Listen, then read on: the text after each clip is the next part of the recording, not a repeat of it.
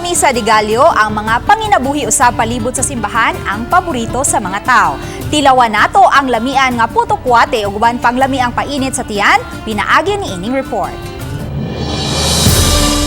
Human sa pagbusog sa pagkaon sa kalag atol sa Misa de Gallo, ang pagkaon usab sa lawas ang gipangita sa mga tao.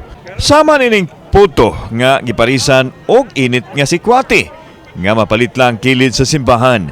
Kining grupo sa kababayenan naghapit gyud aron mainitan ang tiyan. Gikan sila sa simbahan kay gawa sa pagsimba, nagsudong usab sila sa ilang mga bana nga maoy nagkanta sa misa. Lambi! Og boto. Yes! Pero sa mga hinahinay lang ta sa sikwate. Yes! Kay gano? High blood. Taga-antag mayong lawas. Taga-antag daghang tagtuig ang maabot atong kinabuhi. Kumusta man kita na to? Okay ra gyapon. Karon ra sa makabawi. Ang misa sa kadlawon naghatag usab og kahigayunan sa mga tawo nga mga inabuhi.